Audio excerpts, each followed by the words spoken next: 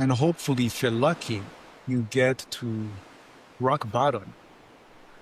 Rock bottom, which is the place where you decide to change, where you decide my life cannot keep going on this way.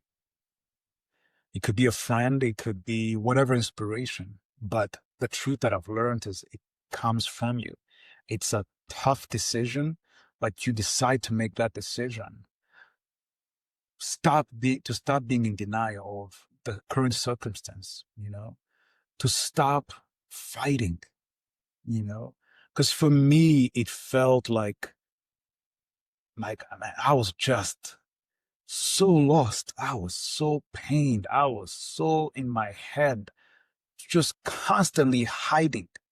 I thought I was hiding myself from the world and creating this mask and this illusion that people cannot see. But it took me a long time to realize that the person that I was hiding from the most was myself. That's what depression, that's what addiction and unhealed pain can do to you, you know? So it wasn't easy. But then luckily coming to that place of acceptance and saying, oh my God, this is where we are. Oh, really, this is painful. This is not good. I can't believe it this way, man. Something has got to give, you know?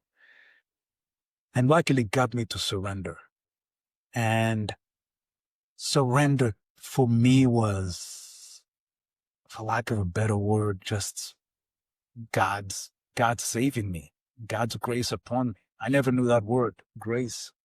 I learned grace then because at a certain point in your life, whatever it is you're going through, whatever pain, however insecure, however unmountable, is you realize that you've got to give this up. You've got to let it go. You've got to surrender this, you know? And when you surrender, it's not that you're giving up, surrender is not giving up. Surrender is, I heard this quote a while back, surrender is making room for something new. Surrender is an opportunity to come back home. Because when I surrendered, I completely just was on my knees. I just cried and let it go. I just say, God, I can't, man. I can't. I can't. This is too much. Please, please take this from me. Sorry, I get a bit emotional because it's like you were leaving that moment. Please, please take this from me. I can't carry this burden anymore because I've tried to carry this burden for so long and I can't. It's too painful. I'm hurting so many people that love me. It's just too much. So what I mean by coming home, by just releasing that ton of pressure, that ton of pain, was coming home, was me just seeing myself as the prodigal son, seeing myself as the prodigal son that's coming back home to my father's house and insecure and afraid that I may not be received, but being received in such a beautiful and powerful way that I did not expect. And being welcomed with open arms, just being hugged, just being embraced. It's like, son, there's nothing you can do for me to remove my love from you. And you find out that's God's nature.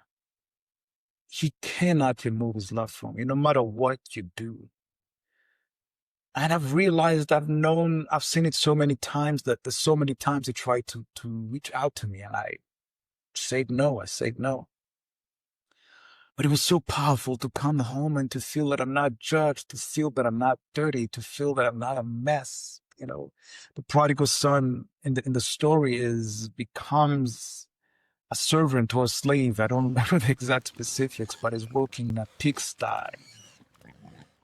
And he's just feeling so lost that when he comes home, his father receives him with open arms, throws a party for him, and it elevates him. That's what it's like to surrender. I heard Mel Robbins say it beautifully. Uh, Surrender, I'm going to paraphrase. Surrender is like paddling your boat on an upstream, you know, an upstream of a river. So the river is flowing this way, but you're trying to flow the opposite way. It is tough to continuously try to live life fighting and just trying to move up. But surrender is just letting go of the paddles and just allowing yourself to just slide and go with the river. Just go with the flow. Just go. That's what the feeling of surrender is like. It feels effortless. It feels like, man, here we go. All right, here we go. Let's just explore this as it is. Let me stop fighting me.